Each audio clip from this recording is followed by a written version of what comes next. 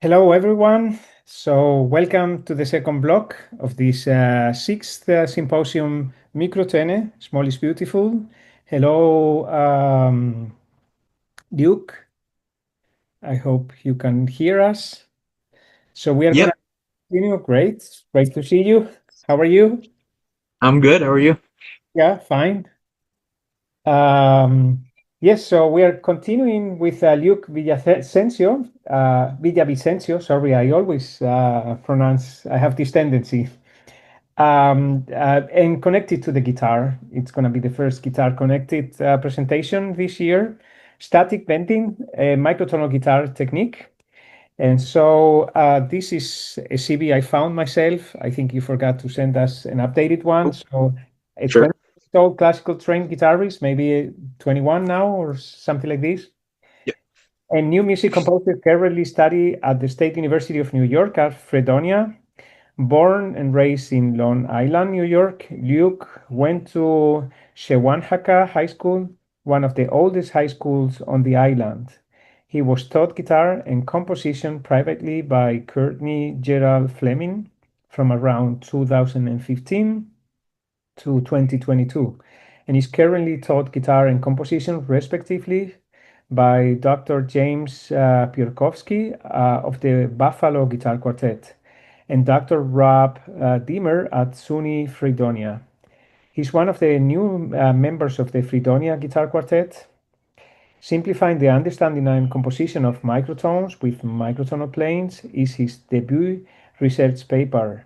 In regards to composition, his portfolio currently consists of a growing collection of guitar studies and solos, numerous small ensemble pieces, a microtonal rhapsody to go along with this research paper with more to come, and a concert band piece that was performed by the Sewanhaka Symphony Band as his debut piece in his senior year of high school in 2022. Luke has plans to expand his performance experience, his composition portfolio, and to continue harmonic research as well as research into where we, as composer, go from here. So yeah, all yours. Yeah, Luke. Thank you very much for being with us. There we go. All right. Looks great. This work for you guys? Yes. Yep. Okay. All right. Yeah. So my name is Luke Villavicencio, and I'll be presenting on the guitar technique of static bending. Um, so first, I want to start off with a quote from Richard Wagner. The oldest, truest, most beautiful organ of music, the origin to which alone our music owes its being, is the human voice. And I feel this is true for uh, many reasons, and you can always see in any kind of instrumental discipline this longing to sort of to replicate the sounds of the human voice and the freeness of the human voice. And so question comes up of how do we do that on the regular classical guitar? So pretty much the same thing as a lot of different instruments. We have vibrato, uh, changes in tone, similar to tone changes of different vowels on the voice, and then bending, which is something rather specific to pluck string instruments. And our sort of way to get away from the restriction of the frets to more accurately represent the free tonal pitch spectrum of like the human voice. Whether or not we are thinking of it that way or not, that is essentially what us guitarists are kind of aiming for a lot of the time to replicate this sort of vocal quality. Uh, and so uh, we will get back to the vocalness, but in terms of how to perform the static bend, we're just going to compare it to regular bending, which is, you pluck before you bend so that you get this sort of portamento, this pitch slide. And, that's that effect that a lot of rock musicians and blues musicians go for. But the difference between that and static bending is plucking after you bend, because we bypass the portamento, and it almost gives the illusion of there being a extra fret in between, or like you're adding the fretlets, or using a adjustable microtonal fretboard or anything like that. It gives that illusion of having more pitch options on an otherwise 12-tone equal temperament instrument.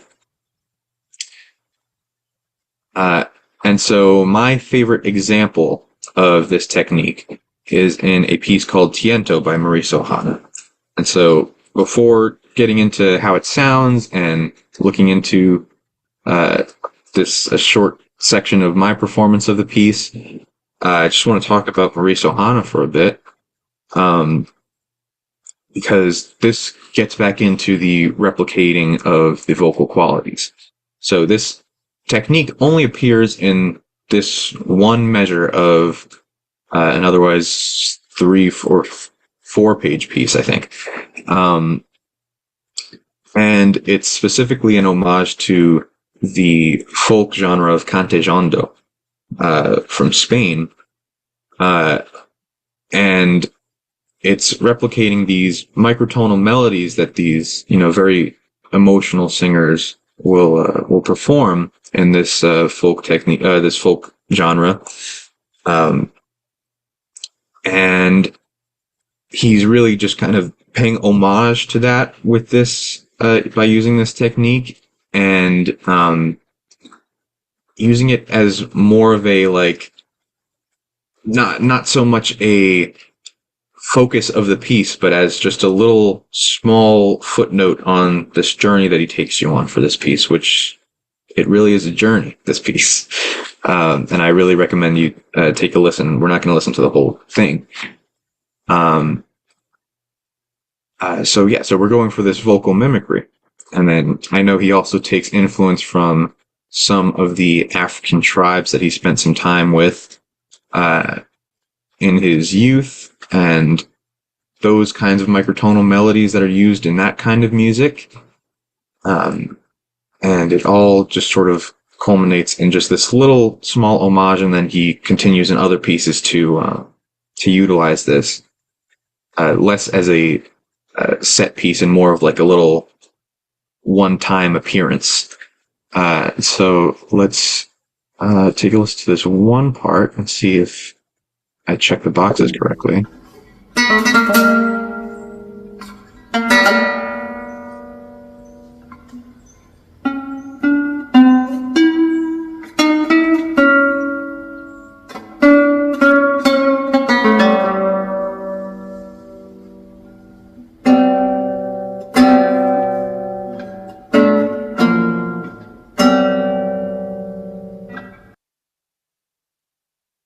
So we can see how it does replicate that kind of feeling, and he even goes as far as to omit any kind of accompanimental harmonies or any any bass notes in this section to specifically give the spotlight to these 2 notes that utilize that technique, and I think it works out really effectively here.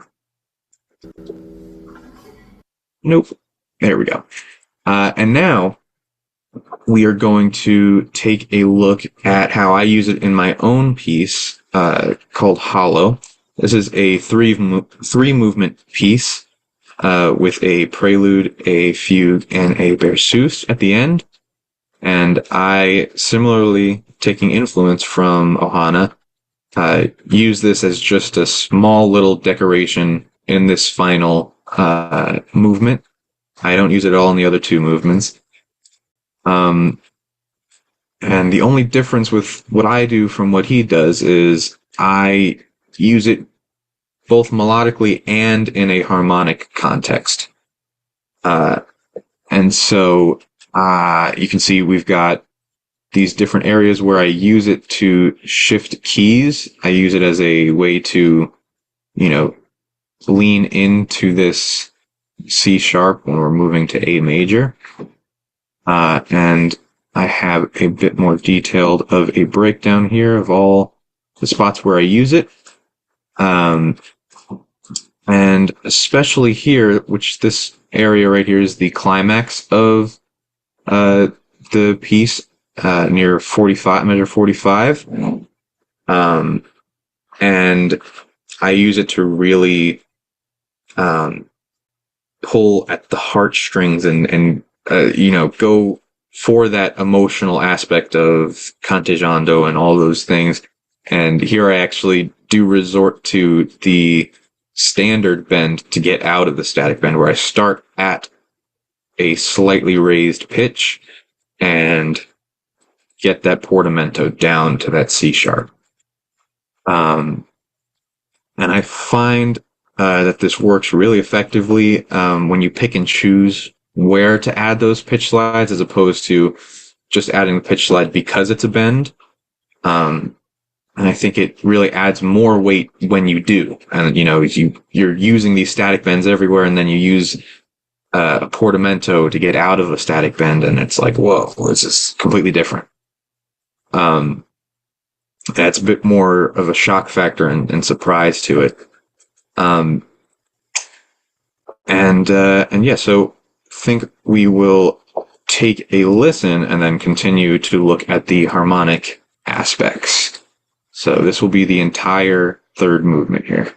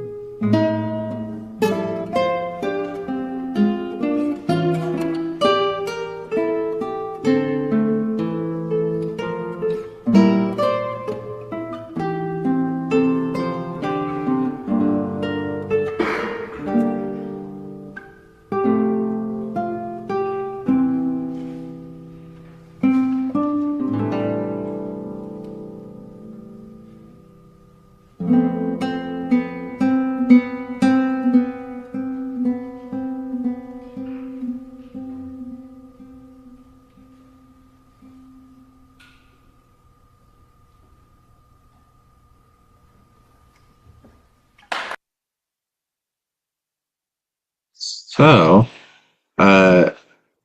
here's just a zoomed in look at how I was thinking about going about this key change using the static bend.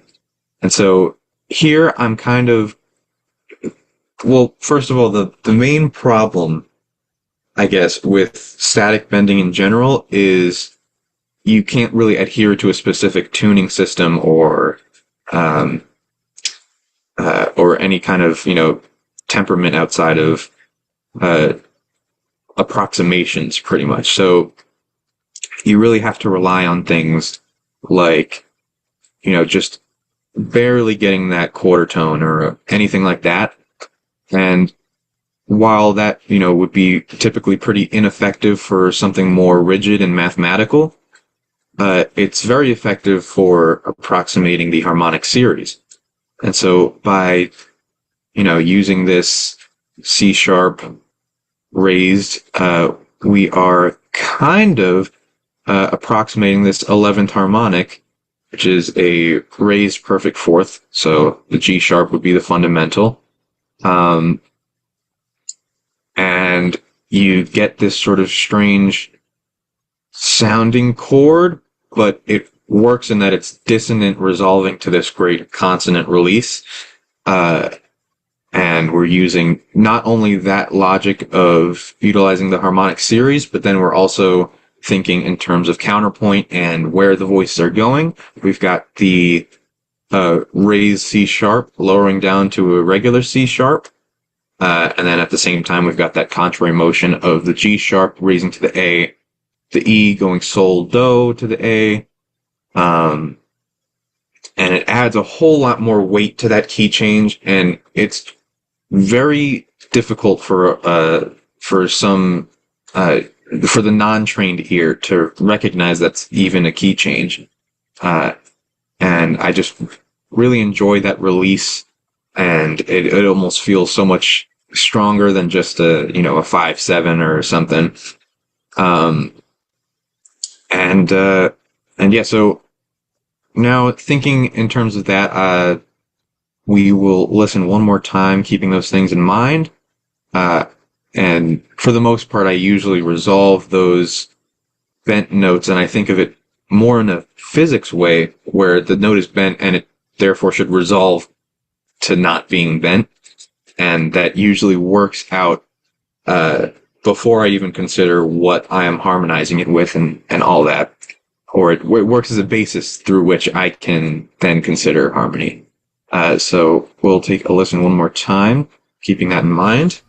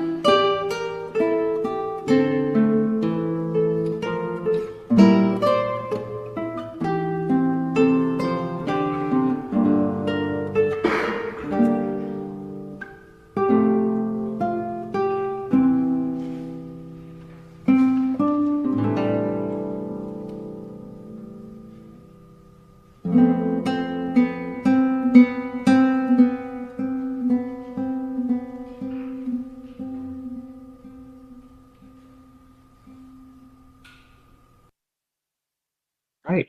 And this QR code here on this slide would just take you to the full video. And there is a score available for this piece if you'd like to reach out and take a closer look. Yeah, so that's kind of my thought process for going through utilizing this. I have not seen this technique in too many different pieces. It's mostly Maurice Ohana that has the most popular piece that uses it at all. And I'm pretty sure he goes into it in a couple other pieces as well of his. But I would certainly like to continue to utilize this in the future. So ending with the same quote, "The oldest, truest, most beautiful organ of music, the origin to which alone our music owes its being, is the human voice." And I think that this is a great technique, not only in the context of compositionally, but also just performance-wise. Guitarists are always obsessed with getting past the frets and different ways to innovate on the instrument, and a lot of times this results in the creation of a separate instrument, like a fretless guitar or something else like that. But I think there's still so much to explore while it's still using the frets, and there are just great ways to get around it to mimic the human voice in a way that's natural to the instrument. And I look forward to every other innovation on my favorite instrument. So I wanted to keep it short, like usual for my presentations, but I like to leave a lot of time for questions. Mhm. Thank you very much, Luke. Congratulations, and it's always a pleasure to see about your developments. And yes, I wanted to do this anyway in a digital way. Yeah, so I would like to ask, of course, I'm connected to Cante Hondo because Cante Jondo, or in English maybe, Cante Hondo. I was born in Jerez. I mean, I've been living Oh, most of my life away from Jerez, but I'm still very connected, especially musically. And I'm very connected to the guitar, so I'll save my own questions for the end. We have plenty of time, which is for me personally great. But I would like to ask first in the group if anyone would like to go ahead and ask Luke any questions.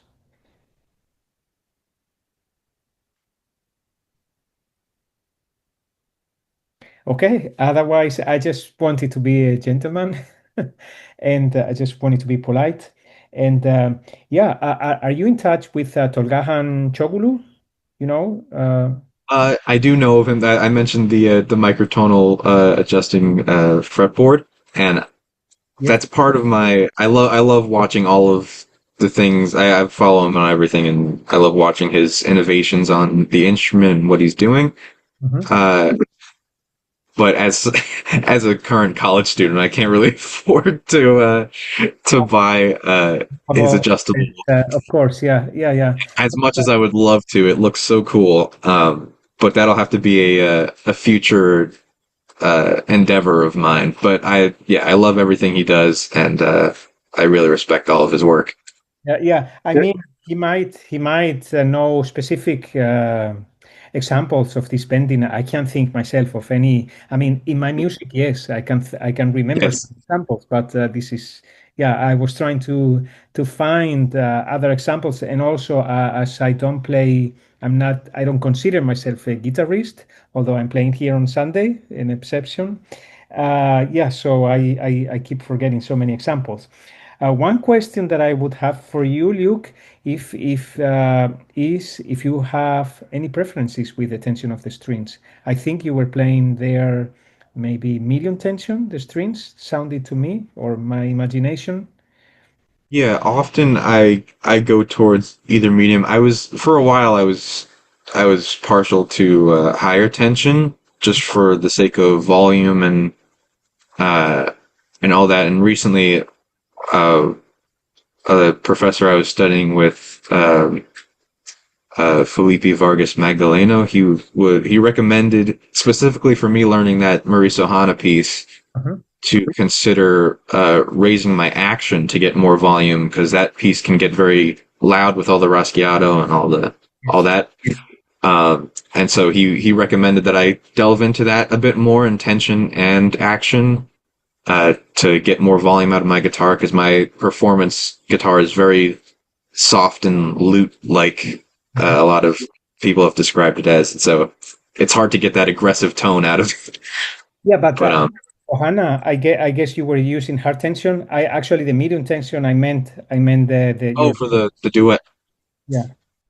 Yes, yeah, that one was probably medium tension, and I might have changed my strings. I think I probably had just changed my strings for that for the Ohana piece, and so that might have been the volume and brightness that you might have been hearing.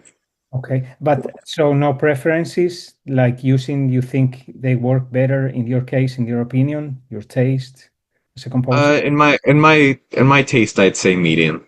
Uh, but yeah, I haven't really gotten too much into like lighter tensions at all.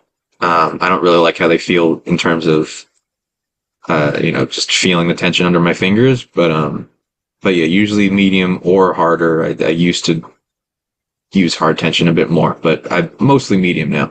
Mm-hmm. And are you combining? I mean, you probably use this technique just in this duet you said. So far, yes, just in this duet, but I'm looking into working it into a solo at some point, and and also I love small ensemble music too, so doing something with that as well. And combining it maybe with other techniques, microtonal techniques on the guitar, because there are plenty of them actually. I mean, Yes, definitely. Especially after seeing your presentation, I already right after that I bought one of your pieces and I was like, I gotta delve into this a bit more. thanks. Good luck. Yeah. Uh, Um, yeah. I think somebody joined us, Orlando. Maybe he has. Yeah. I don't know if anyone already has any questions for Luke.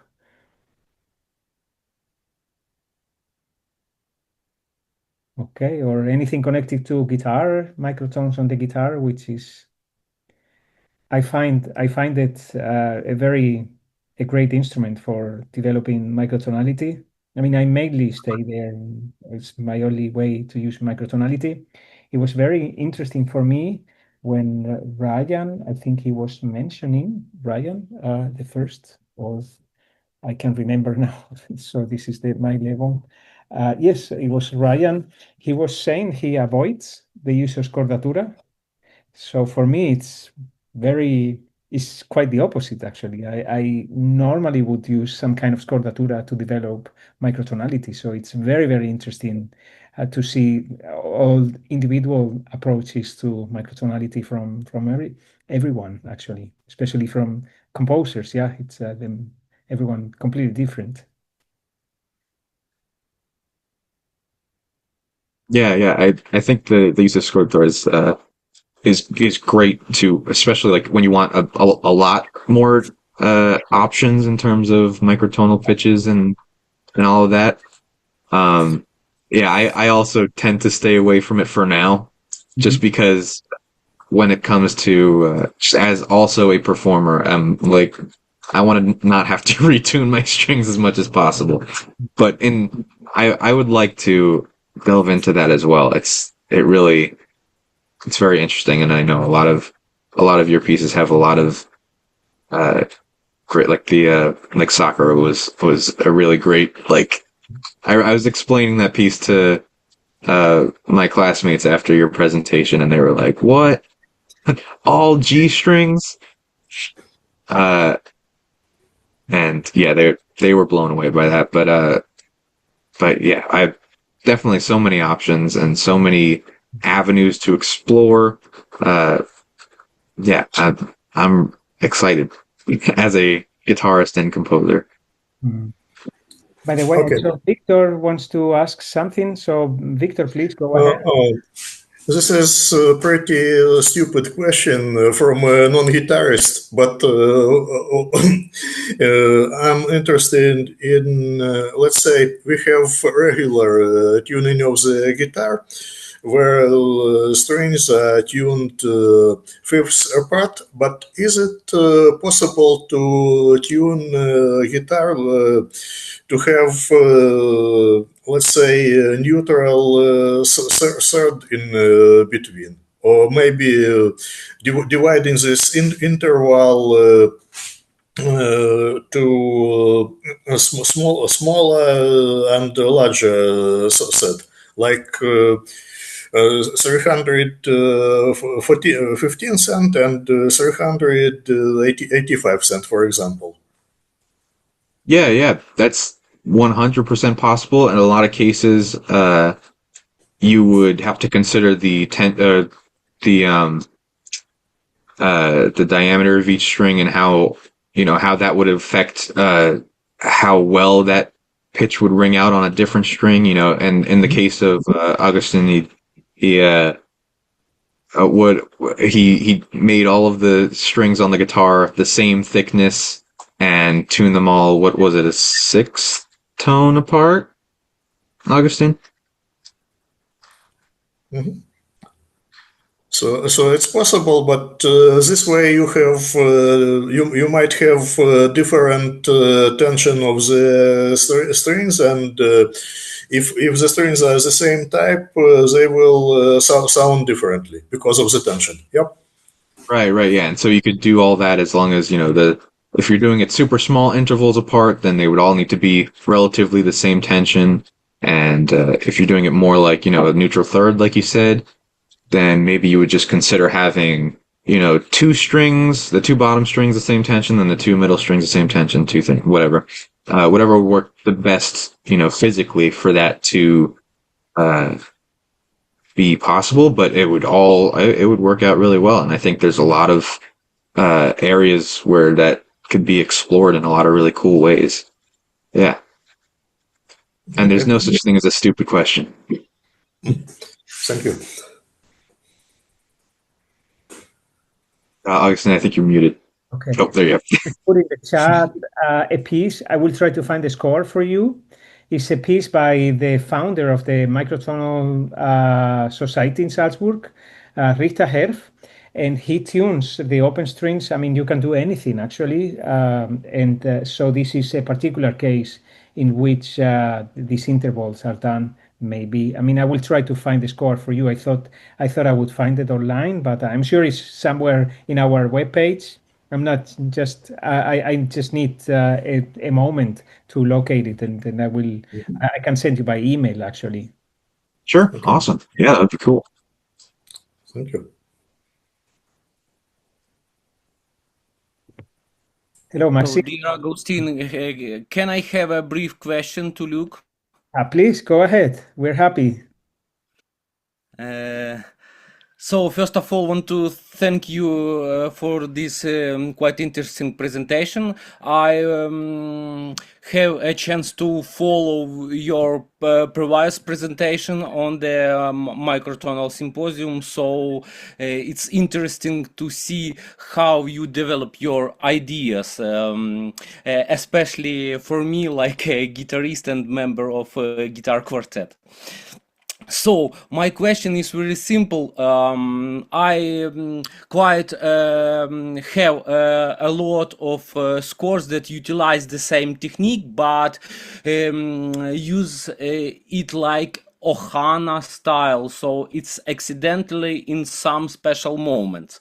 So I can remember the work of Richard Cameron Wolfe, who used the same technique. And also I want to ask you, do you know this jazz and fusion guitar player Alec Goldfarb? No, I'm not familiar. So I suggest you to follow him. Maybe I can share exact name, and you can follow his on Instagram, for example. He uses quite a lot of this technique in the style of Indian raga, to utilize the shrutis in different ragas, and he doing this technique really in a virtuosic way. It depends in the difference between classical guitar and electric guitar. You know that on electric guitar bendings are much easier than on a classical one, but it's still for me it's a lot of inspiration to develop this technique further. Thank you. Yeah, thanks, and please put those examples in the chat. I'd love to take a look at all those. But yeah, that sounds awesome.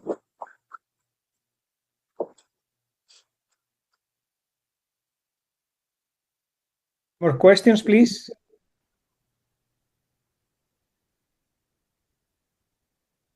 Otherwise, we might have, again, a couple of minutes break, and we continue in 10 minutes, if you agree. Thank you so much. Congratulations, Luke. It's really great to see you growing as a composer. Thank you. Yeah. So if it's okay for you, then we continue with Orlando Zavala from Mexico. Hello. He will be speaking. I saved the YouTube links you sent me, Orlando. Yeah. Just in case, and if there's any problems, but otherwise you can share the screen and this audio and these kind of things. Who will be Orlando Zavala will be talking about his developments with Microtonal Xylophone. Born in Mexico City in 1989, Orlando Zavala attended the National Autonomous University of Mexico, the UNAM, right? Yeah. Studied civil engineering, was part of the symphony orchestra of the La Magdalena Contreras municipality, playing the French horn. Simultaneously, he belonged to the wind band of the Juventino Rosas Fine Arts House, playing the clarinet. In addition to that, he has piano study within the same institution. In 2011, he learned about the theory of sonido 13, sound 13, of the Mexican musician Julian Carrillo, the great pioneer of microtonal music. He studied for 2 years at the house of Maestro Julian Carrillo in San Angel, Mexico City, where he had access to the 16 metamorphosing pianos, as well as the microtonal harps, scores, and documents of the Maestro Carrillo. With this knowledge of music and technical skills derived from engineering, calculus, musical physics, and handling of industrial tools, in 2012, he began his career as a builder of microtonal instruments, resulting in xylophones and flutes in different fractions of tone. He has presented his work at the Museum of History of the Tlalpan, at the International Symposium Small is Beautiful, held in Salzburg, in Austria in 2023, at the International Symposium The Microtonal Village, held in New York in 2024, at the Colloquium of Permanent Seminar of History and Music in Mexico in 2024. So please, let's welcome Maestro Orlando Zavala. Por favor. Hello, everyone. It's a pleasure to be here at your symposium. Well, I want to present this instrument, and I want to take this opportunity to celebrate the 150th anniversary of the birth of Maestro Julián Carrillo, and the 130th anniversary of the discovery of 13th sound. And there's no better way to celebrate his work than by sharing with the world these advances that I've been able to develop thanks to his work. I believe one of the great challenges of microtonal music is the creation of a full range of instruments that can produce intervals smaller than a semitone. These instruments open a world of possibilities for composers and performers, allowing them to explore and expand their creativity in a sonic space that, until recently, seemed out of reach. This construction project has deeper roots. The origin of this percussion instrument lies in a trade I've practiced for years, out-of-body work, a craft I inherited from my father. In 2011, while we were working on repairing a truck chassis after each chisel and hammer strike, I began to hear a shimmering sound that seemed to float in the air. At that moment, I didn't know I was hearing harmonics. I call them the true sound of things. This discovery sparked deep curiosity in me, so I began experimenting with every chisel in my workshop. I hung them with the strings and struck them one by one. To my surprise, they produce resonant sounds with a very particular timbre. I recorded some of those early explorations, which I still keep as part of the process that led me to imagine a new kind of instrument. Agustin, would you be so kind as to play the first link I sent you? Yes, so I share this, okay? So I will, Yes. I share sound and optimize is not available, but I go to Chrome, yes. Okay, share, and then from here I go the first video you said? The first, that is the second. Yes, sorry, I need to go here. That's the first one. Yeah. 0 to 3 minutes. Yeah.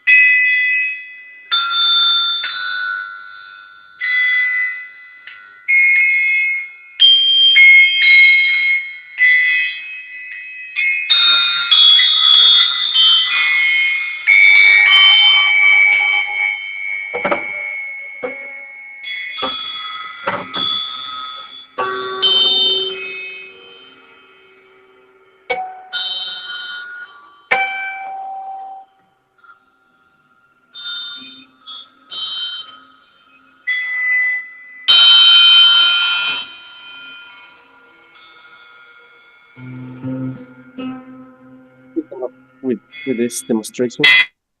Okay, I was not sure. I cut this. Yeah.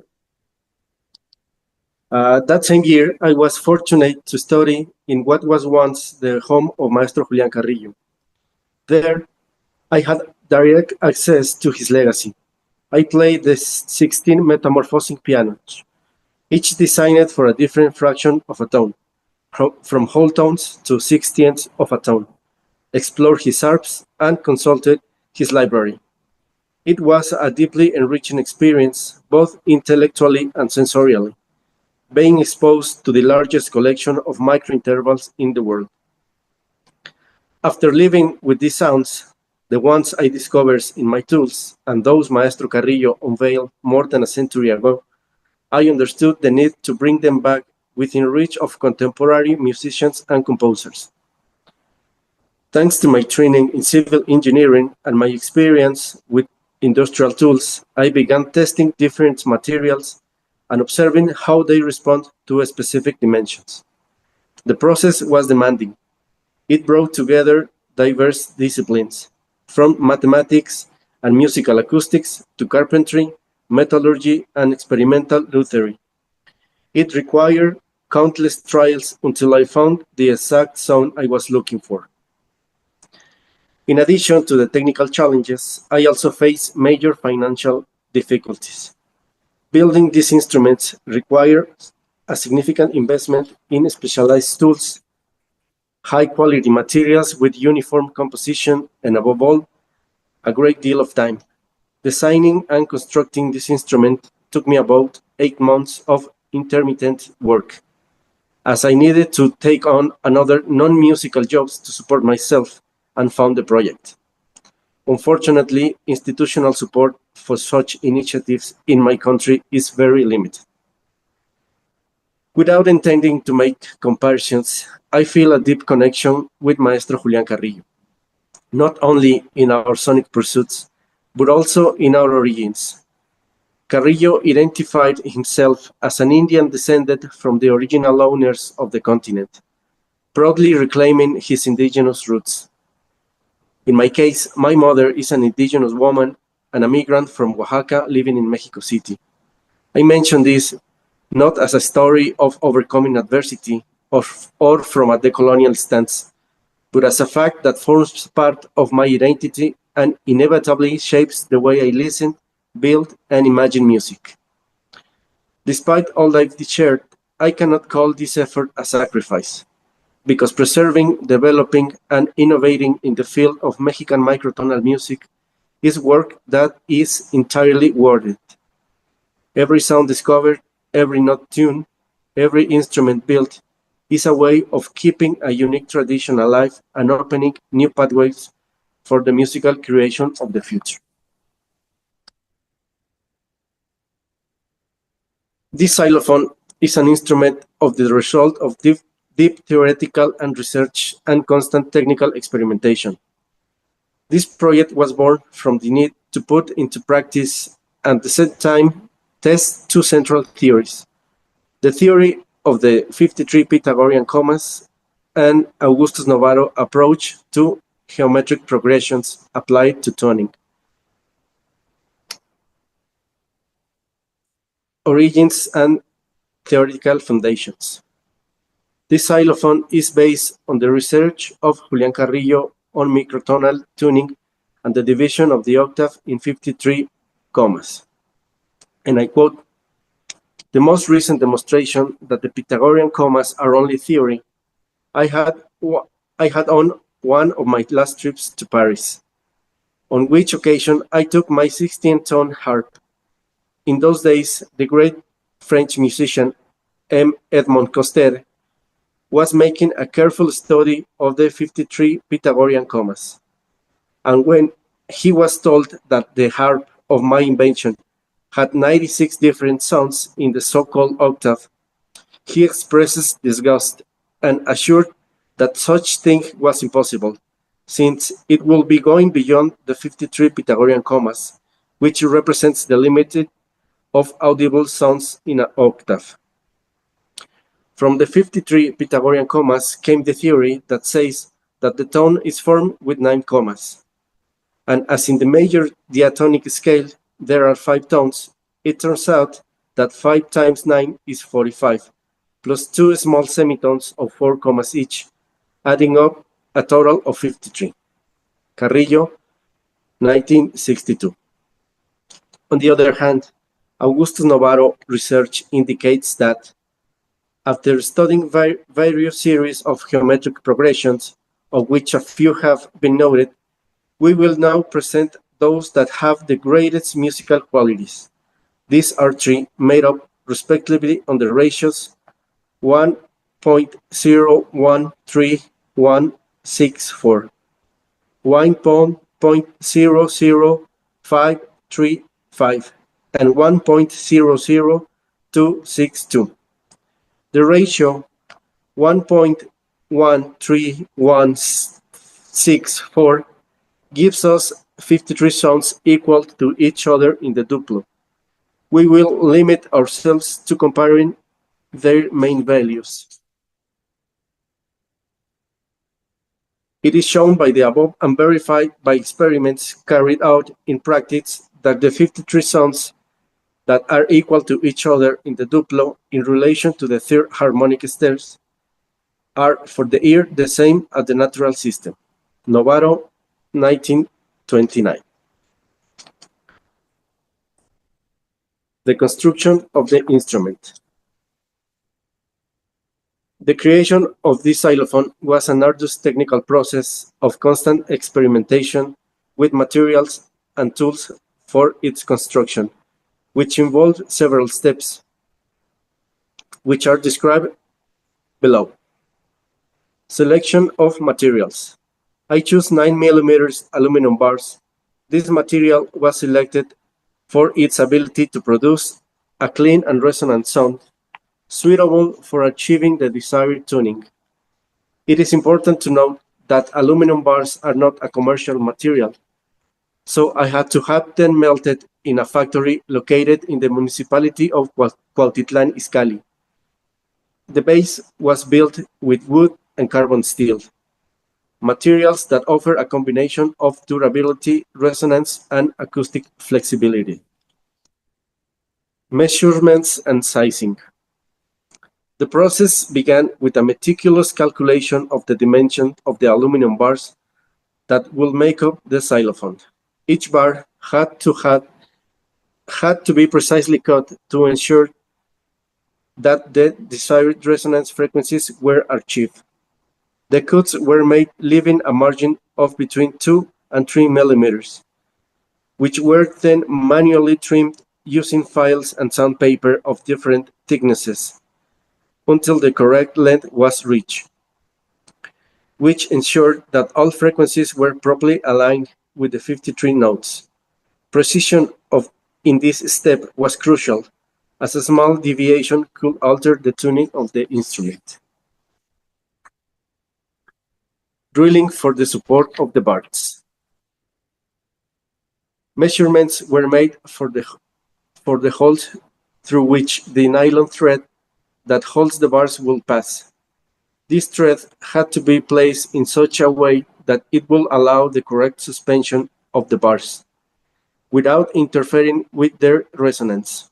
The holes were strategically distributed along each bar to optimize the vibration and maintain the precise tuning of the 53 bars that make up the instrument.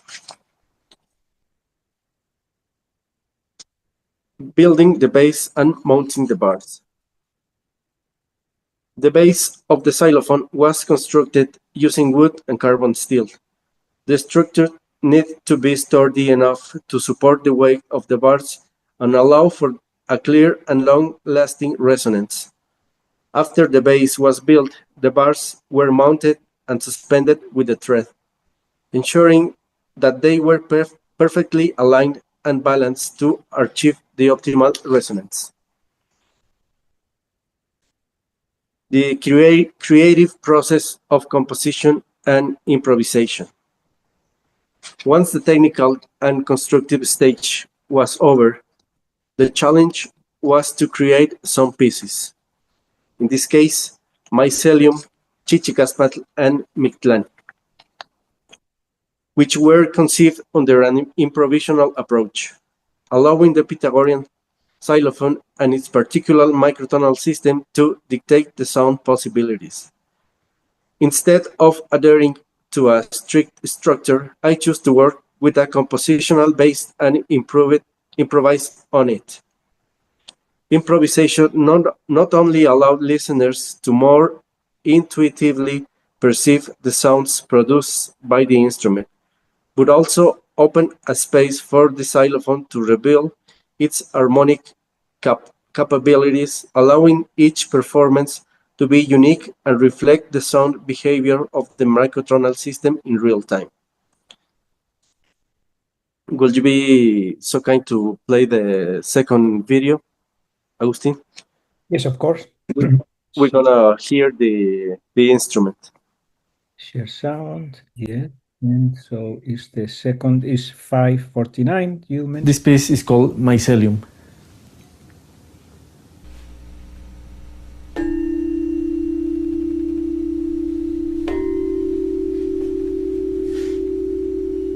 Das neue Glam Vital Langhaar.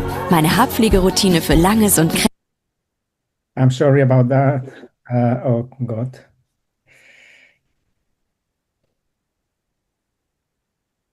Okay, I don't know how to do this. To cut this. Okay, I'm gonna stop share. Sorry about that. I will try again. I didn't expect that. Sorry. Okay, I will try. I hope. Okay.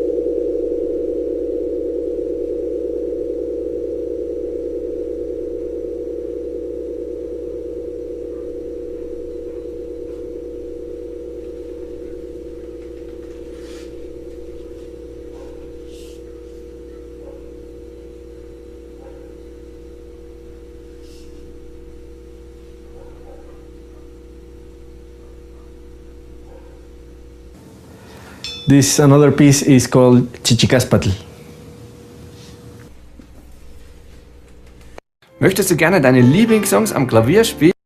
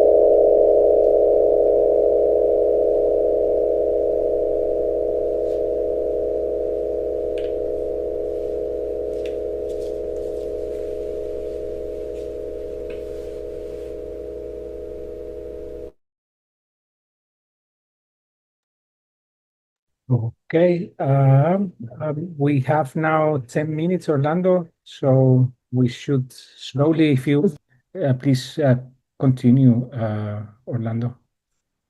Okay, it's the conclusion. Yes. The xylophone is an invitation to explore new horizons within microtonal music. In the future, my intention is to collaborate with composers and percussionists to take this instrument to new sonic frontiers. Through these collaborations, I hope that the xylophone will become an increasingly versatile tool, capable of studying even more deeply the possibilities of tuning and resonance. This is just the beginning of a sonic journey that promises to continue to expand and surprise, both for musicians and audiences around the world. Thank you.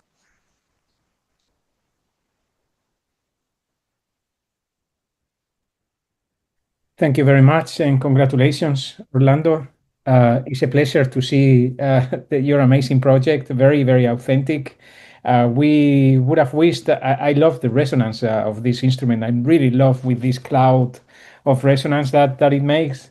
And we were speaking about the possibility of how to bring you here and to that we could hear live those of us who are in Salzburg at the moment. I hope that happens soon in the Satzelum Church where we are having four of the concerts.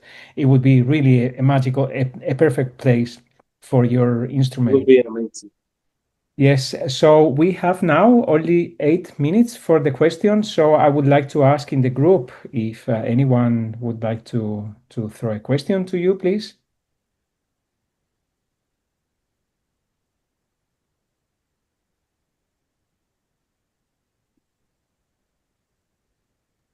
May I? Please.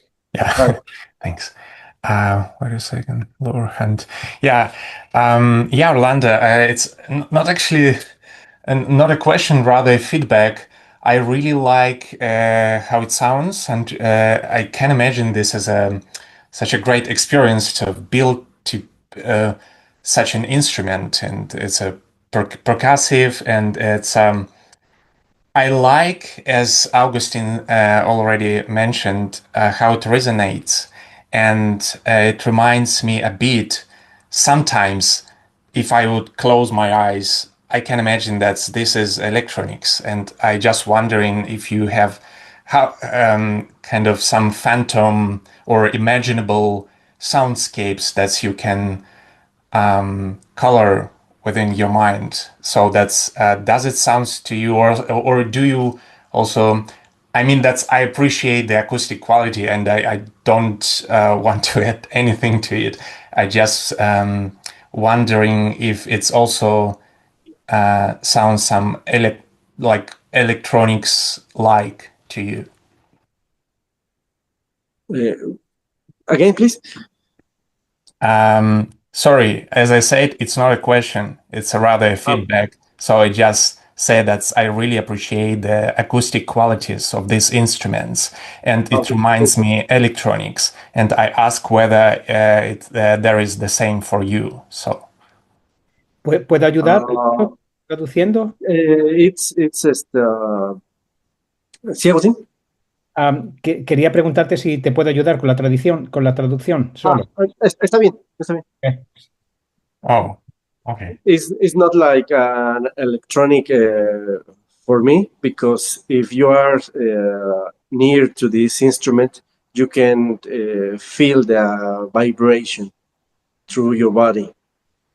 The resonance is brutal. So I don't think in electronics. I think more in a forest, for example, and pre-Hispanic legends or something like that. That reminds me the instrument of that kind of sounds, that kind of atmospheres. Yeah, of course, it's just an impression over Zoom, right? So I don't feel this resonance, but it just just to share my thoughts. Thank you. I appreciate it.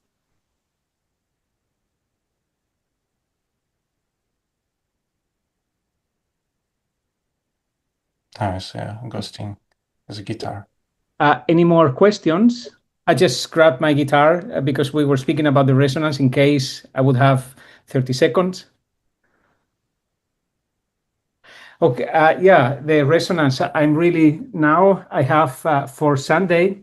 We have a premiere at the Symposium, and it's also metal strings. You know, sometimes the guitar is, for me, as a composer, a little bit problematic because we have metal strings with the sound timbre, and then the plastic, these nylon strings or carbon. I mean, different materials, but those are the standards strings.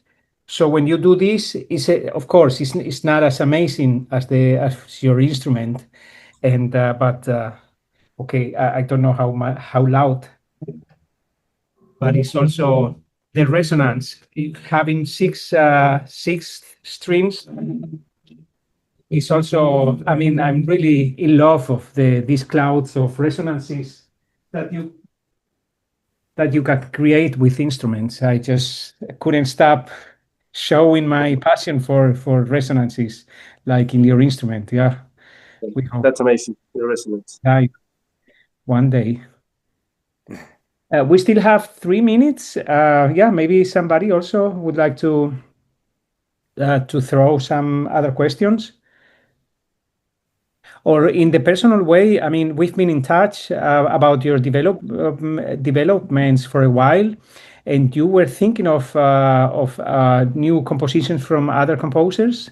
How is it going? So, if I may, there are many composers here, so maybe somebody who loves this resonance and this instrument, maybe would yeah, you can say it. Yeah, I would love if the composers are interested in make a composition for my instrument. And in recently, anyone wrote new pieces? I talk with someone, but there is no composition yet. Okay, yeah, still in process. Still in processing, yeah. Sorry, just one more very short question. Was that a composition of yours that you played, or was that an improvisation? Or not? It's a base of composition and improvisation above that.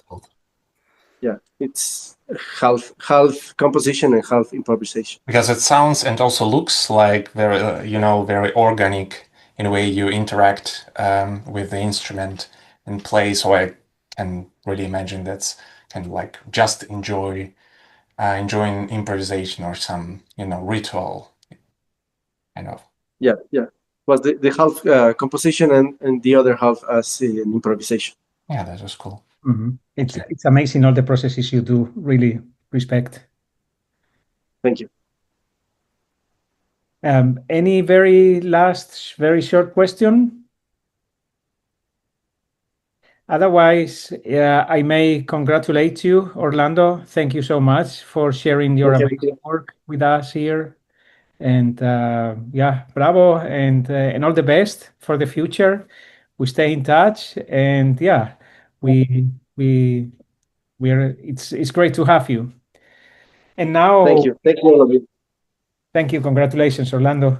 Now, very, very good, very much on time. We continue with the next presentation, the last of this block. And I have the pleasure to announce three musicians, three amazing artists. And in a way, also, I'm really sorry I wasn't able to find a harpsichord. It's I feel very limited sometimes here. I don't want to complain, of course, because we have the symposium, we are here, and I really wish I would have more resources or more capacities to make it to make it much better. And we couldn't get this harpsichord. So I apologize for this. So Todd, Harrop, Yuri, Akbalkan, and Elena Khurgina are presenting notating, tuning, and playing a Bohlen-Pierce harpsichord. And so Todd Harrop is a composer with primary focus on instrumental chamber music, following his master's studies at the University of Victoria. His works were performed by ensembles such as the Canadian Chamber Orchestra and the Penderecki String Quartet. Now based in Lübeck, Harrop's compositional work since 2010 has centered on small ensembles featuring rare or unique microtonal instruments. He's particularly known for his artistic research in Bohlen-Pierce music and theory.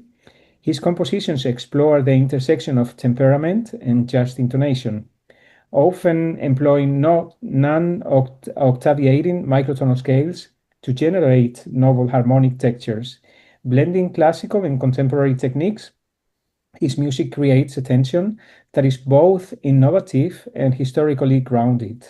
His works have been premiered by artists including Steve Althoff, Nora Louise Müller, and Mel Weiters, and released on Spectropol Records, Microtonal Projects, and Genuine Labels between 2013 and 2020. If I may continue to the next person. Please, yes, please. Yes. Akbalkan is a Russian-born composer and sound artist working in the field of multimedia art. After moving between St. Petersburg and Cologne, he currently resides in Hamburg, where he's conducting artistic research on perceptual construction in art at the Hamburg University of Music and Drama. In his practice, Akbalkan explores music multiple artistic disciplines, ranging from instrumental and electroacoustic music to improvisation and conceptual theater. He was an artist in residence at the ZKM, Centro für Kunst und Medien Karlsruhe, as a part of the interdisciplinary laboratory for new music, contemporary dance, theater, and new media, a project of the Goethe Institute. While in St. Petersburg, he participated in the electroacoustic music lab ESG21, worked as a lecturer and co-curator of the course in experimental music practice, and held the position of editor-in-chief at the Edition Re Music ORG, affiliated with the St. Petersburg Contemporary Music Center. I may skip also a little bit. You can all, on the booklets, on the links, you can continue reading this. It's too long. Just it's better just to. Elena Khurgina is a harpsichordist with a focus on early and contemporary music, improvisation, and interdisciplinary projects. In her artistic work, she explored the potential of historical instruments in modern contexts. Born in Kharkiv, maybe you know Maxim, he's with us from Kharkiv. She began her musical studies at the Gnesin Academy of Music in Moscow. She continued her education in Hamburg, where she specialized in harpsichord and completed her master's degree at the Hamburg University of Music and Drama. As a part of the Erasmus program, she also studied contemporary harpsichord at the Conservatorium van Amsterdam. She's the prize winner of the Prix Annelie Demand for contemporary harpsichord and performs regularly at international festivals, including Bachfest Hamburg, Blurred Edges, The Art of Improvisation, Bach and Now, Stimme X, We Present the Feminale Hamburg, and others. In addition, she designs innovative educational projects centered around the harpsichord for the Hamburg Open Online University. So please be all of you very welcome. And yes. Thank you. So I'm going to share my screen, and we're going just through three of us. And I suppose that's Todd. You will start, right? Do you want me to read what you sent me by? Yeah, but no. I mean, that's we'll start with the introduction to introduce the Bohlen-Pierce system and history. So as we did at the Ligeti Center, for instance. Okay. All right. So in the same fashion. But let me to share also sound and interesting, optimize for video sharing. I down here. So, and here we go. Oh, sorry. Do you see my presentation?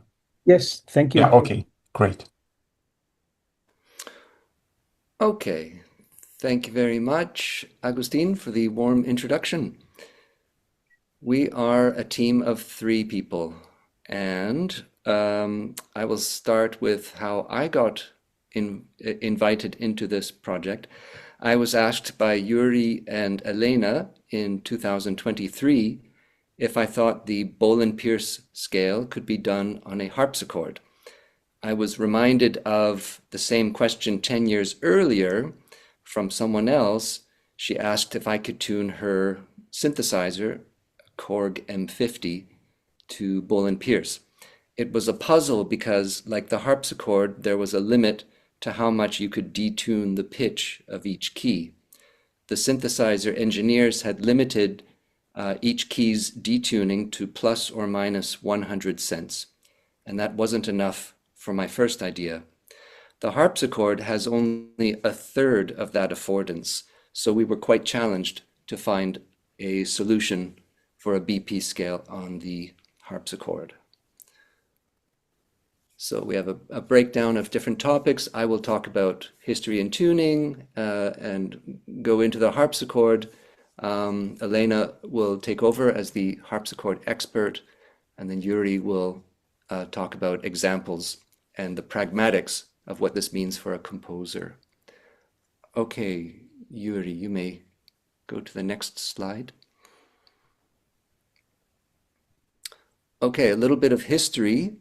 Between the 1970s and early 1980s, BP was independently discovered by 3 people, Heinz Bohlen, Kees van Prooijen, and John Pierce, with Max Matthews and Linda Roberts as research partners. Put simply, they investigated the substitution of the just major triad with a novel triad composed of odd integer ratios. Creating music with this new triad remained elusive until the 1990s, when affordable technology, like synthesizers, enabled people to make music electronically and discover new sounds. In the mid to late 2000s, Georg Haidu asked Stephen Fox of Toronto if a BP-specific clarinet would be possible. He's a clarinet maker, and he said, "I'll try." So the answer is yes, as you might know.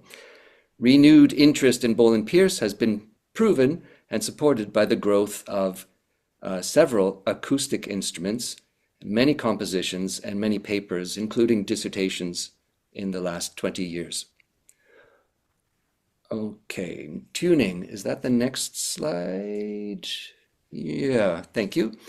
The just major triad with octave can be found in the overtone series as partials 4, 5, 6, and 8 on the left-hand side. The BP major, or wide, triad can be located on partials 3, 5, 7, and 9. That means there's no octave in this arrangement. That's on the right-hand side. Instead, the octave is replaced by the perfect 12th and renamed the tritive. Transposing this 3-5-7 triad onto itself in various ways will create 13 just intervals, and the average step size between them is 146.3 cents. This also makes an accurate equidistant scale of 13 steps per 12th. And this is the BP scale, which we all know and love, but others are possible, and Bohlen listed several, such as 43 steps per 12th. Timbre. Okay, next slide. Yeah, thank you. Since BP intervals are odd integer frequency ratios, many people have promoted instruments with odd-only spectra, such as the clarinet, or anything with square waveforms, as being the most suitable timbre for BP music. Bohlen's own organ, adapted to BP, was set to a square wave oscillator, But he later admitted that odd and even spectra were not strange, and the choice should be up to the composer. John Pierce was of similar opinion, and he said that BP intervals seem to work either way. His tritive, however, functions best with odd-only spectra, because two odd spectra tones separated by a 3:1/12 or tritive will add no new components, just as the octave functions for periodic tones. Next slide, please. Keyboards. So before Bohlen could hear his ideas, he had to build his own instrument. No doubt you can see yellow keys in this picture. The yellow keys are to be avoided. You might also notice, if you look carefully, that what were the black keys are now arranged in groups of 2. There are no more groups of 3. So this is interesting. Let's look at a few keyboard designs which are BP related, but ones that we have had to reject in our project. So first of all, Bohlen identified 2 scale families of mixtures or sequences of single and double steps. And his own organ was patterned after what he called the gamma scale. Although later he preferred lambda, what he named lambda, and chose it as the analog to the familiar diatonic scale. So a BP diatonic is the upper keyboard pattern, lambda. Elaine Walker has experimented with keyboards, and she prefers gamma, which she also calls Dur 2, and that's the lower one.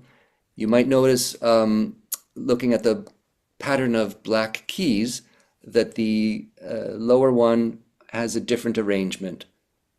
2 which are close and 2 which are a little further apart. Whereas with lambda you have, if you look in the middle, 4 which are loosely grouped. And if I were to continue that keyboard, they would always be in these loose groups of 4, which is not as easy for the eyes to navigate around the keyboard. This is equally valid for percussion instruments. So there is another, let's see, next slide, please. Thank you. Manuel Optacauel suggested pitch names, new pitch names, A through J, and the use of 4 pairs of enharmonics. Now, if these are mapped to a standard keyboard, then the tritives would span tenths, either major or minor tenths. So although it sounds like a 12th, your hand would have to play a 10th. And that's also true in Bohlen's keyboards. There's no obvious pattern of which black keys to ignore. If we go to the next slide, please, we get the standard MIDI mapping, we could call it, and this is what I would do if I'm loading up the scale on my computer and composing. I would just have each step onto the white and black keys. So in this arrangement, you can play this tritive with one hand as an augmented octave or minor ninth.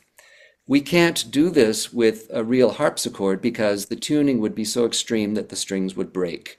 So what we need is a simple solution that doesn't stress the instrument. Next slide, please. Here we go. So since the basic BP scale is 13 steps per 12th, you could also calculate it as 8.2 steps per octave.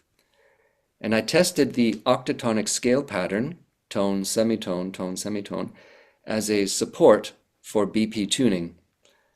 Many intervals remain the same. The tritone is still a tritone. The major sixth, it's in the BP scale, and it remains on the keyboard as a major sixth. Minor tenths, septimal minor tenths are minor tenths on the keyboard. The tritive that we are interested in spans a perfect 12th, which is natural, but sometimes also an augmented 12th. so it's not consistent. As for the unused keys marked with a red X, they remain consistent, so we chose to leave out all the C sharps, E's, G's, and B flats. And I believe Elena will now speak more about the harpsichord. Thank you. Yes, thank you, Todd. I would like to continue a little bit and to tell a little bit about the instrument and the tuning and temperament, because tuning and temperament, they go along with the harpsichord through the instrument's history. And if we talk about tuning organ or piano in Bohlen-Pierce, which is quite difficult. So for harpsichord, basically what we need is a tuning key and a tuning app where we can have the numbers of, for example, deviations from the equal temperament or a number in hertz, how we need to tune in Bohlen-Pierce. Also, Todd already mentioned that there are some limitations, but of course, we can find a solution to tune in Bohlen-Pierce, and we did. Also, quite important to know that the strings in the harpsichord, they are much more fragile than strings on piano. So in this picture, we see a Flemish double manual harpsichord. Two registers give also different sound possibilities. And this was a historical copy of Dulken instrument from 18th century. So Yuri, could you please show the next slide? Oh, yes.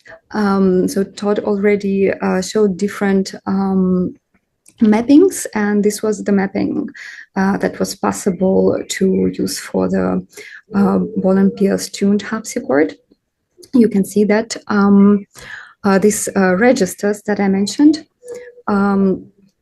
so the sounds, the jacks, they pluck the string, and this is how harpsichord sounds work. And as we mentioned before, it is not possible to tune some of the keys extremely, because then the strings will break. So for example, the solution is to take, for example, the note in Bohlen-Pierce that is close to B, and then detune Ha. Oh, sorry, I'm talking in German right now.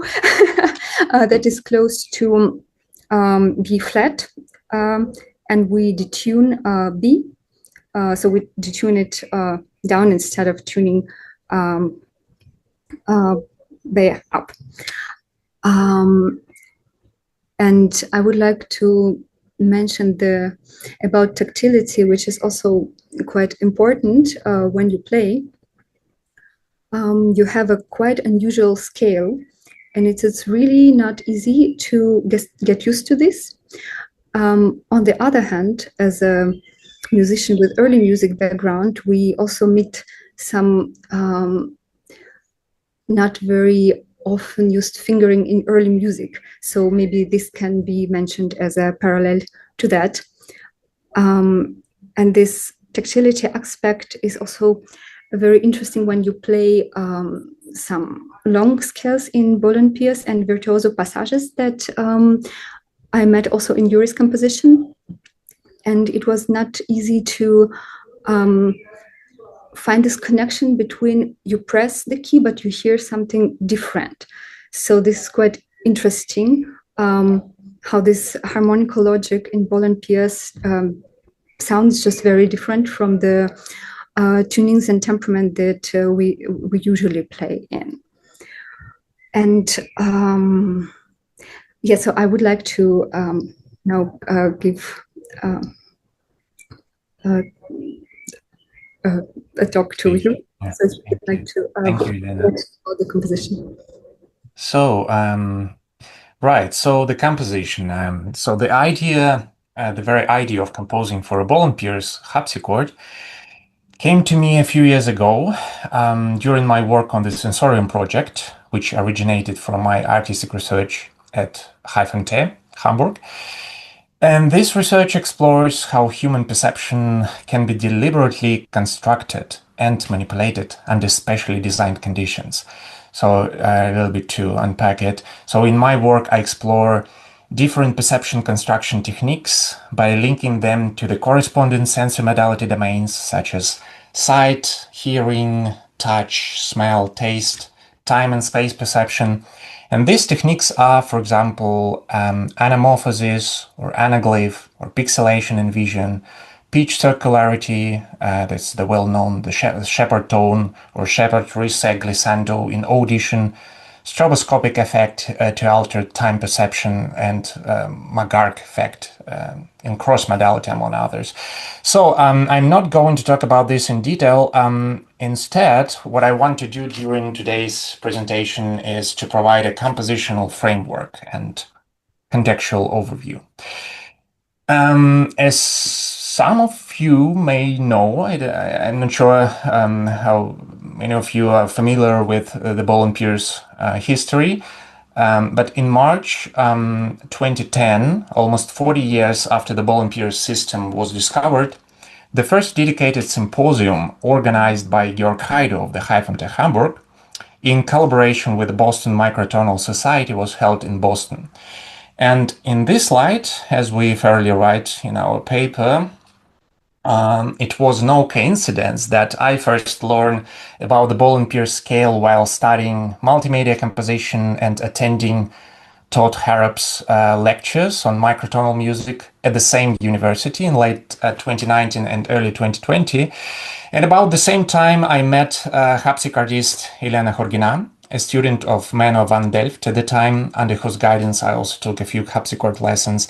And inevitably, we speculated if the harpsichord could be tuned or retuned to Bohlen-Pierce scale, novel for this instrument.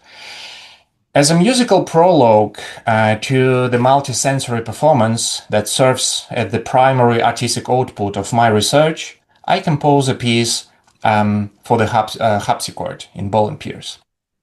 At the same time, this composition was intended not only as a prologue to a larger multimedia project, but also as a stand-alone musical piece that could be performed in other contexts and situations, such as a musical concert, for example. And this intent is reflected in the chosen title, Proemium Praterem, which literally in Latin means a prologue that stands apart from the main content. So you can see as like listed some references. It's also interesting to point out that the first jam of the piece was not the Bohlen-Pierce temperament itself, but rather the very simple idea of ascending or descending scale. And that was in the first place, like in my mind as a composer. And this principle can be traced throughout the piece. And now I will change the slide. Like in the introduction, where scales and passages gradually evolve alongside the initial harmony enriched with distortion. I used also distortion effects pedal, like guitar pedal. And let me go, that's for this one. And in the polyphonic section, as this one, as you can see on the screen, where a scale forms the subject, successfully repeated in each voice of an 8-voice canon. Then also in polyrhythmic overlapping passages played on 2 manuals, and for this you really need a 2 manuals, double manual harpsichord. And in the cluster glissando section, the most dense part of the piece, where scales transform into a sonorous mass guided by the performance gesture, which then morph into electronics controlled by a sensor. Right, now let me show you a couple of examples. A second. Right, and also, although this the composition incorporates sensors, as I mentioned, effects pedals and live electronics, it has a distinctive structure rooted in harpsichord literature from the Renaissance through the early and middle Baroque. Synthesizes the general models of both the unmeasured prelude, prelude non misuré, and the Italian toccatas. And here you can see, and now let's listen to a few examples. The first one is the introduction, and you'll notice that Elena plays that on one manual harpsichord. That is because we just performed as an excerpt, let's say, small part of the piece in the frame of a bigger project, like an improvisation project in frame of a Bach festival here in Hamburg. That was in April. Oh, sorry.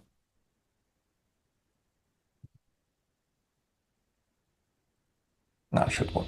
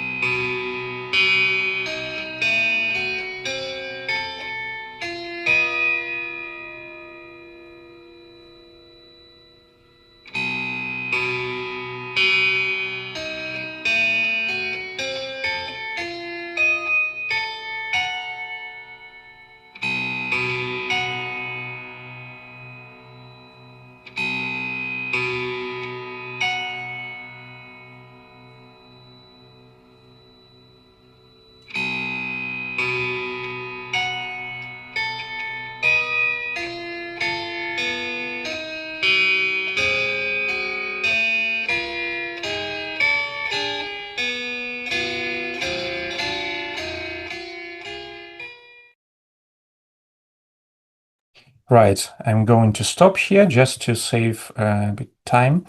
So, and also this part, so I would say is a reference as a model. You can think of testar de corde. It's basically in, hey, where is, in Italian, means tasting of the strings. So the idea that's the very novel scale, although it was, of course, it was discovered in 1972, but to me, for instance, it's a very novel scale and experience of composing in this scale, and also for the harpsichord, for the instrument, that it's not a conventional tuning. So, and I really wanted to give a taste of this harmony. And thus I did this introduction, like a long introduction section where you just taste the strings, you just listen to it like a tuning ritual, you know, in a way. Right. And here's another example.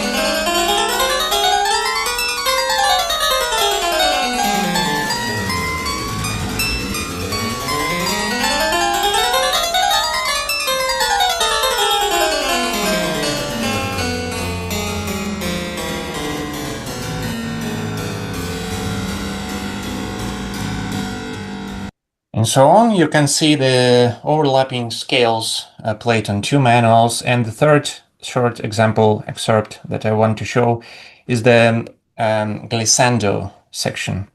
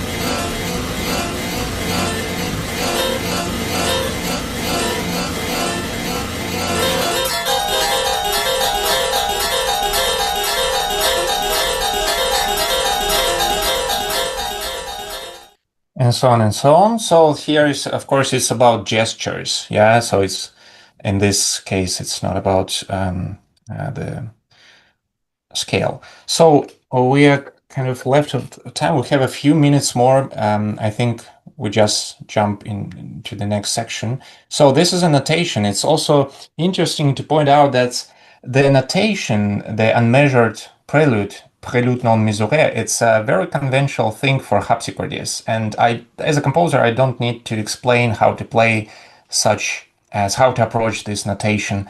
So, and maybe Elena, could you just maybe comment, say a few words about these scores that we're having on the screen? Yes, we are looking at Prélude non mesuré by Jacques de la Guerre and a piece by Khurgina. And these kind of pieces are quite typical for the early French Baroque. So when we talk about the beginning of Yuri's piece, I think it is a very beautiful idea to start with trying these harmonies, because in these pieces, the early music pieces, you organize time according to the harmonical logic of the piece. And I find it's very interesting and also not so easy to get used to the new sounds and new harmonies of Bohlen-Pierce that you don't really hear usually. And then the question appears, what is the harmonical logic of this part of the piece, and how do I organize the time? And because not only me as a player perceive this sound for the first time maybe, but also the audience, I think it's very interesting, this parallel with early music. And I would like to comment about the notation. We saw Yuri's piece notated in Bohlen-Pierce clefs, and this is also quite interesting parallel with early music, because we also read in early music clefs that we don't really use in the classical music, so to say, but it also visually not so easy. So it is, I think it is very good and very practical to have this notation, because sometimes notation speaks for itself, and you can understand better what a composer wanted, what is the gesture, when you have manuscript notation, and in this case Bohlen-Pierce notation, because when we meet accidentals, there's no such a thing in this tuning. But on the other hand, when you perform the piece and when you play these virtuoso passages, it is quite easy to lose something, also because it doesn't sound sometimes like you think it should sound, because you look at these keys and it is different. So I think it's quite practical to have both things and to see both of them. Okay, maybe Todd could jump in and also elaborate a bit on notation. Sure, thank you. I'd like to ask Agustin, first of all, how many minutes do we have left?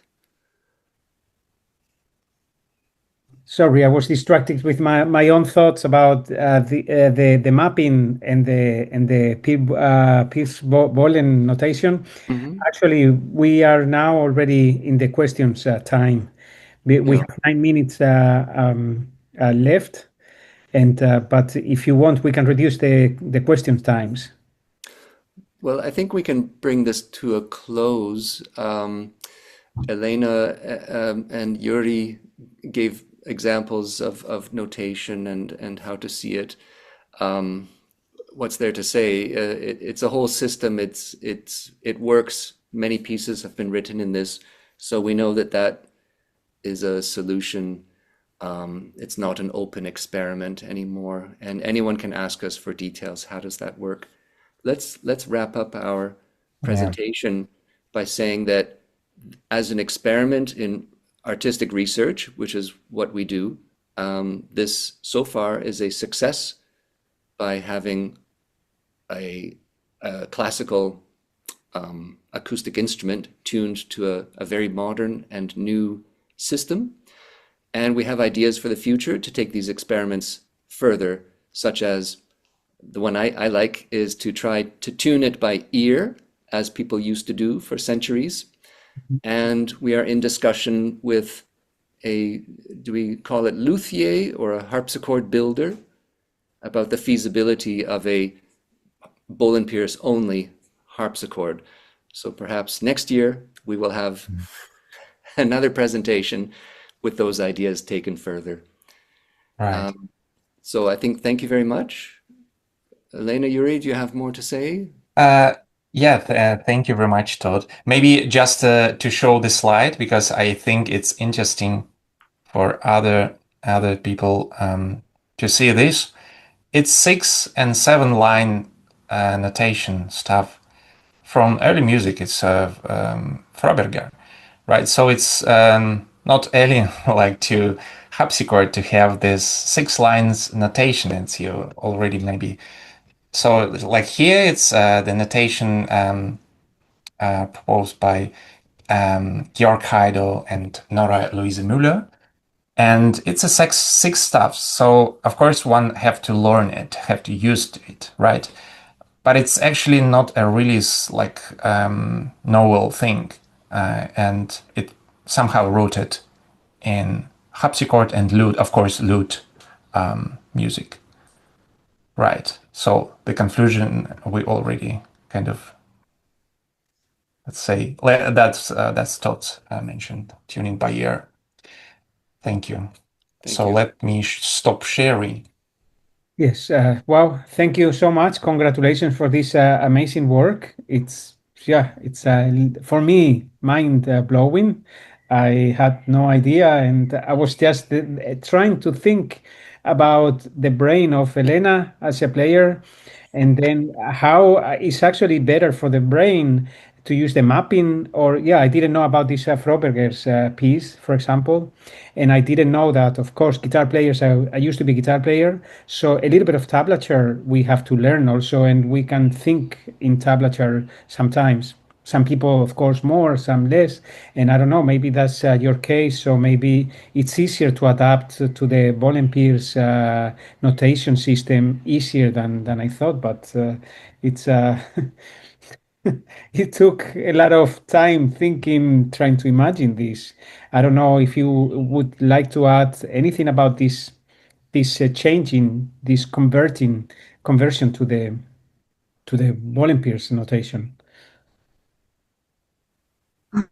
Maybe I would like to comment very shortly that still I play with the not Bohlen-Pierce notation, but I like to see the other notation. Yeah, okay. Transcription.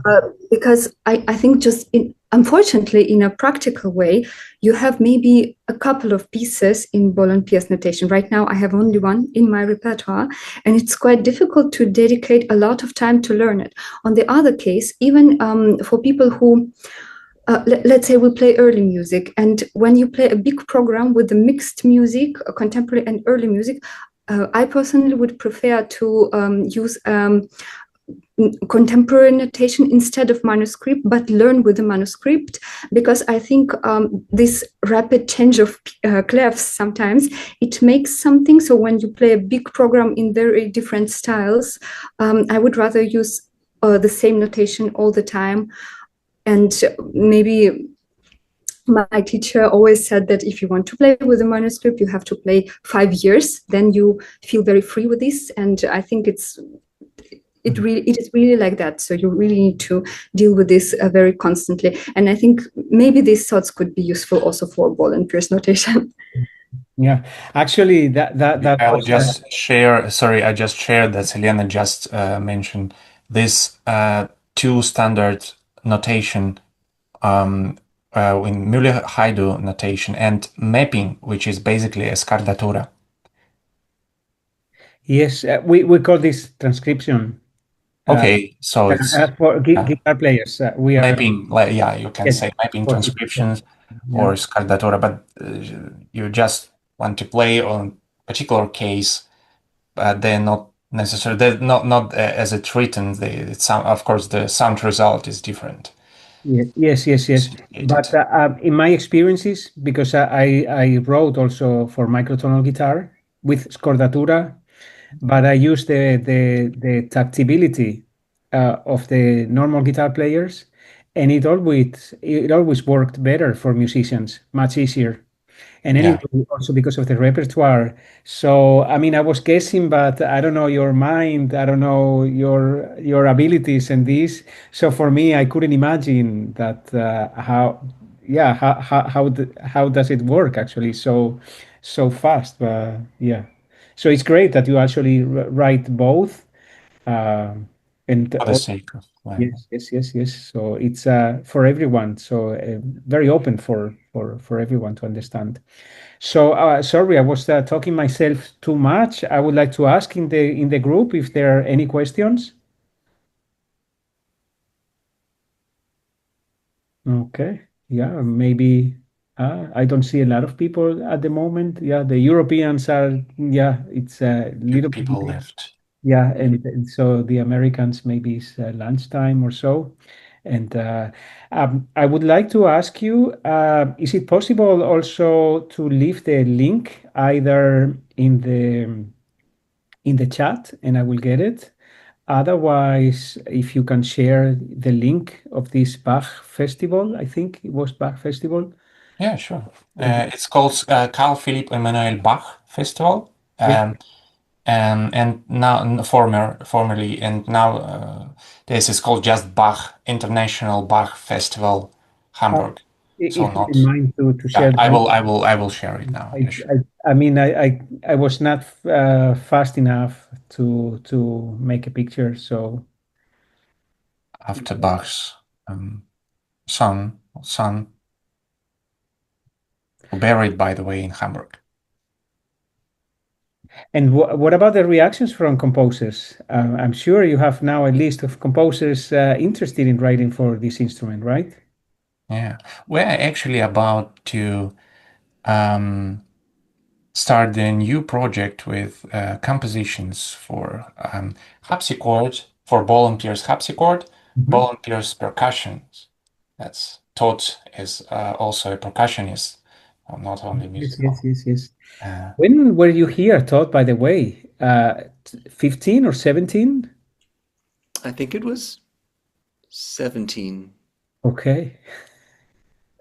Yeah. I had a blast. I really liked it. That was, I think, Georg Haidu came the year after. Yes. And he was supposed to come, but when he was in Boston, he had some healthy issues, so he's gonna do his workshop online. Yes. Okay. Yeah, it's to Boston. Yeah, it's funny because everything is interconnected, right? Yeah. Yes, it's Georg is also my supervisor while I'm doing doctoral work here. So as I mentioned, this is really. Yeah. Okay. Yes. So if you don't mind, at some point, otherwise, I'll to send this link. Otherwise, all I have to say is congratulations and thank you so much for sharing this exclusive development with us. It's an honor for us to have you three. Great presentation, very good, coordinated, really spannend in German, really And Danke. yeah, so congratulations and all the best for your projects, and please keep us updated with your work. Congratulations. Thank you. We will. Yeah. Yeah. So is there a break now and then So another session? now we're gonna have a 40 minutes break, and then we still have two more presentations from the other side of the Atlantic. So I will see you in a few minutes. Maybe I move my legs again, a couple of minutes, and very quickly. Yeah. Okay. So thank you so much, and I will see you in a couple of minutes. Okay. Bye bye. Thank you. Tschüss. See you soon.